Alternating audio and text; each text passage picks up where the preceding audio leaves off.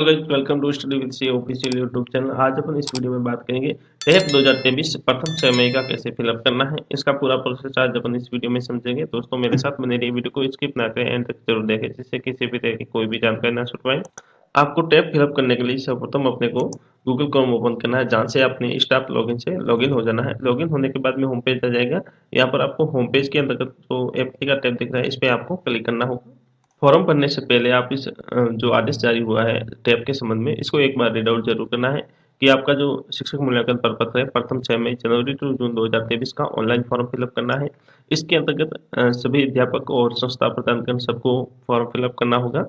ये अनिवार्य form fill up करना। उसके बाद में यहाँ पर देख सकते हैं आपको डेट दी गई है कि जो L1 और 2 के अध्यापक हैं प्रारंभिक शिक्षा के और संस्था प्रदान जो एलिमेंट एजुकेशन में आते हैं, उनको 23 से 31 अगस्त 2023 के मध्य फॉर्म फिलअप करना है।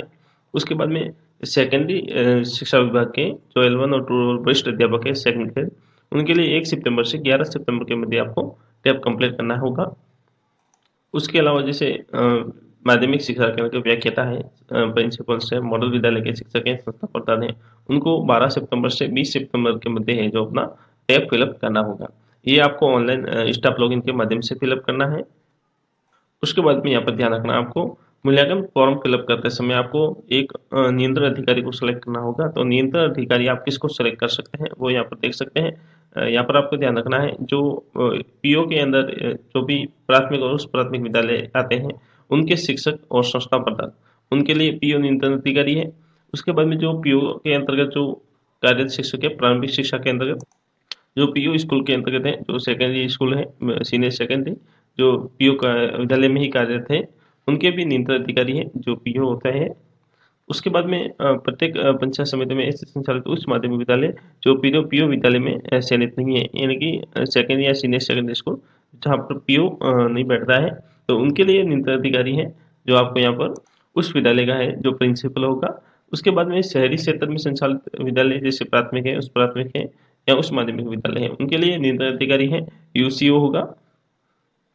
और उसके बाद में ग्रामीण क्षेत्र में संचालित समस्त उच्च माध्यमिक विद्यालय जो पीयू सहित विद्यालय हैं, उनके जो प्रिंसिपल कार्यरत हैं, उनके लिए नियंत्रण अधिकारी सीबीओ है। और शहरी क्षेत्र के भी संचालित उच्च माध्यमिक विद्यालय हैं जिनमें कार्यरत प्रधानाचार्य हैं, उनके लिए भी सीबीओ नियंत्रण अधिकारी हैं। तो आपको नियंत्रण अधिकारी सीबीओ को सेलेक्ट, जैसा कि आप देख पा रहे हैं यहाँ पर अपन साला दर्पण के माध्यम से स्टाफ लॉगिन के माध्यम से लॉगिन हो चुके हैं। यहाँ पर आपको जो अप्लाई का टैब दिख रहा है इस पर क्लिक करना है। टैब 2023 पार्ट फर्स्ट आ चुका है, इस पर आपको क्लिक करना होगा। यहाँ पर आपका डाटा आ जाता है जो साला दर्पण के अंतर्गत आपका नाम आ जाता है, स्कूल का नाम, एम्प्लॉय आईडी, मोबाइल नंबर, आपका कार्मिक का एनआईसी और आपका लेवल भी आ सकता है। और उसके बाद में सब्जेक्ट भी आ जाते हैं। यहाँ पर ध्यान रखना है जो व्याख्याता है, प्रिंसिपल्स है, उसके अलावा जो सेकेंडरी शिक्षा के कर्मी हैं उनके है जो अभी यहाँ पर शो नहीं हो रहा होगा, क्योंकि उनका जो शेड्यूल अभी हमने देखा है उनका शेड्यूल बाद में है। तो यहाँ पर जो प्राइमरी सेक्शन में L1 2 और संस्था प्रधान है उनका अभी है जो शुरू हो चुका है। तो सभी का सेम प्रोसेस है। यहाँ पर आपको जनवरी 2023 से जून 2023 ये आ जाता है। यहाँ पर आपको ध्यान रखना है भाग फर्स्ट, भाग सेकंड और भाग थर्ड तीनों को कंप्लीट करना है। यहाँ पर देख पा रहे हैं अपना जनवरी 2023 से जून 2023 आ चुका है। अब अपने को यहाँ पर ध्यान रखना है बहुत सारे शिक्षकगण का अभी तक है जो सब्जेक्ट टीचर वाली मैपिंग नहीं हुई है। क्लास टीचर और सब्जेक्ट टीचर की मैपिंग 2023-24 सेशन की आपको कंप्लीट करनी है स्कूल लॉगिन के माध्यम से।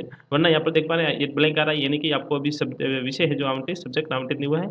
तो सब्जेक्ट मैपिंग आपको सर्वप्रथम अपने स्कूल माध्यम से कर देनी है और उसके बाद में आगे बढ़ना है। यहाँ पर आपकी विगत सहमा के भीतर आपकी औसत भौतिक उपस्थिति कितनी है वो सेलेक्ट करना है। जैसे कि यहाँ पर 80% से ज़्यादा है तो वो सेलेक्ट करना है, या 80 से 60 के मध्य या 60 से कम है वो सेलेक्ट कर सकते हैं। प्रतिनियुक्ति कहीं हुई है तो यस करना, अन्यथा आपको नो करना है और आगे बढ़ना है। अब अपने को यहाँ पे मानदंड देना है, जैसे कि आपको 1 to 5 के अंतर्गत रैंकिंग दर्ज करनी है, जो कि 1 सबसे कम है और 5 है जो उत्कृष्ट के अंतर्गत आता है। तो यहाँ पर आपको संस्था प्रदान और यदि शिक्षक है तो स्वयं इस प्रपत्र फिलअप करना है। और फॉर जो चौथा कॉलम दिया हुआ है ये नियंत्रण अधिकारी के लिए है, जो पीओ और सीबीओ है उनके लिए है। तो अपने को ये कॉलम फिलअप करना है, इनके अंतर्गत अपने को रैंकिंग देनी है। आप 1 to 5 के अंदर रैंकिंग दे सकते हैं। ये जो पॉइंट थी इन पॉइंट को एक बार रीड आउट करना है और अपने हिसाब से इसको रैंकिंग दर्ज करनी है। जैसे यहाँ पे रैंकिंग दर्ज कर देंगे तो यहाँ पर आपको है जो यहाँ पर रैंकिंग के अकॉर्डिंग आपको यहाँ पर ग्रेड मिल जाएगा ABCDE के अंतर्गत। उसके बाद में आगे बढ़ना है और यहाँ पर ध्यान रखना है कि एक बार फॉर्म को आपने लॉक कर दिया, फाइनल लॉक करने के बाद में वो है जो फिर से अपडेट नहीं होगा। इसलिए एक बार आपको सारे 3 डाटा दिए हुए हैं 3 पार्ट के अंतर्गत, इनको एक बार आपको सेव कर देना है। उसके बाद में इसको चेक करने के बाद में फाइनल सबमिट करना है। यहाँ पर आपके नियंत्रण अधिकारी कौन है, उनका नाम आ जाता है, उनके मोबाइल नंबर यहाँ पर शो हो जाते हैं। अगर इनमें किसी भी तरह का करेक्शन करना चाहें तो ये शारदा के माध्यम से ही होता है, तो पीओ की यहाँ पर ऑटोमेटिक यहाँ पर ऑटो पेस्ट होके आ जाता है। अगर करेक्शन करना चाहें तो मैन्युअली करेक्शन भी कर सकते हैं। उसके बाद में सेव पे क्लिक करना है। जैसे कि देख पा रहे हैं यहाँ पर सेकंड भाग आ चुका है। सेकंड भाग के अंतर्गत आपको यहाँ पर शिक्षक और संस्था प्रधान को शिक्षण कार्य को बेहतर बनाने में महसूस की जाने कोई 3 चुनौतियां हैं, उनको सेलेक्ट करना है। उनको आपको घटते क्रम में वरीयता देनी है। जैसे आप 1 देते हैं तो सबसे बड़ी है, और 2 देते हैं तो उससे कम है, और तीसरी सबसे छोटी है। 3 को आपको यहाँ पर सेलेक्ट करना ज़रूरी है इनमें से। उसके बाद में आपको यहाँ पर प्रशिक्षण की आवश्यकता महसूस की जाती है, तो उनको किन्हीं 3 प्रशिक्षणों को यहाँ पर आपको सेलेक्ट करना है, उनको भी घटते क्रम में आपको वरीयता देनी है। उसके बाद में आपको सहशैक्षिक गतिविधि में इनमें से जिनका आपने कार्य निष्पादन किया है, उनके ऊपर आप टिक कर सकते हैं और सबमिट कर सकते हैं।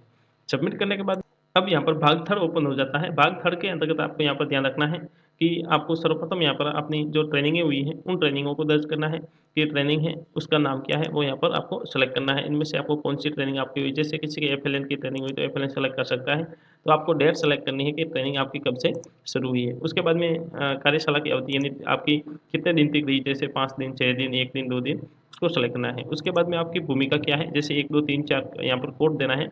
तो कोड के अंतर्गत ध्यान रखना है, जैसे 1 नंबर देते हैं तो जैसे शिक्षक की भूमिका में है, या प्रधानाध्यापक की भूमिका में है, या ट्रेनर की भूमिका में है, या सामग्री निर्माणकर्ता की भूमिका में है। जैसे शिक्षक हैं तो फर्स्ट को सेलेक्ट करना है। उसके बाद में आपका मुख्य बिंदु क्या था, उस सब्जेक्ट क्या थे, उसको आपको यहाँ पे दर्ज करना है कि आपका जो ट्रेनिंग हुई है वो किस सब्जेक्ट पे ट्रेनिंग हुई है, कौन से टॉपिक पे आपकी ट्रेनिंग हुई है। उसके बाद में यहाँ पर प्रशिक्षण कार्यशाला आयोजन करता कौन है, जैसे 1, 2, 3, 4 में आपको कोड सेलेक्ट करना है, जिसमें फर्स्ट आ जाता है। अगर फर्स्ट आप सेलेक्ट करते हैं तो अगर डाइट के द्वारा करवाई जाती है, समग्र शिक्षा के द्वारा करवाई संस्था है उनके द्वारा, या गैर शैक्षणिक संस्थान के द्वारा करवाई जाती है। उसके बाद में आपको यहाँ पर आपकी ग्रेडिंग सेलेक्ट करनी है कि उसमें आपकी गुणवत्ता क्या है, वो सेलेक्ट करना है। उसके बाद में सेव करना है। अगर एक्स्ट्रा है तो यहाँ पर आप ऐड भी कर पाएंगे। उसके बाद में आपको कंप्यूटर प्रशिक्षण प्राप्त हुआ है तो येस करना है, वरना आपको नो करना है, और उसके बाद में आगे बढ़ना है। यहाँ पर भी आपको है जो रैंकिंग दर्ज करनी है, जैसे पाठ्य पुस्तक के संबंध में होगी, फिर प्रशिक्षण के संबंध में है, और विभागीय प्रशासन की कार्यशैली के संबंध में आपको यहाँ पर 1 से 5 तक रैंकिंग दर्ज करनी है। इन चारों में रैंकिंग देनी है, इसका आपको ध्यान रखना है। जैसे 1 देते हैं तो सबसे कम न्यून गिना जाएगा, और उत्कृष्ट के लिए आप 5 को सेलेक्ट कर सकते हैं। उसके बाद में यहाँ पर सारा डाटा फिलअप करने के बाद में एक बार आपको रीड आउट करना इन पॉइंटों को, फिर आपको रैंकिंग दर्ज करनी है, फिर सबमिट करना होगा। सबमिट करने के बाद में वो तीनों भाग है उनको एक बार आप चेक कर दें। चेक करने के बाद में फाइनल लॉक करना है। लॉक करने से पहले एक बार चेकआउट जरूर करें, उसके बाद में ही लॉक करें।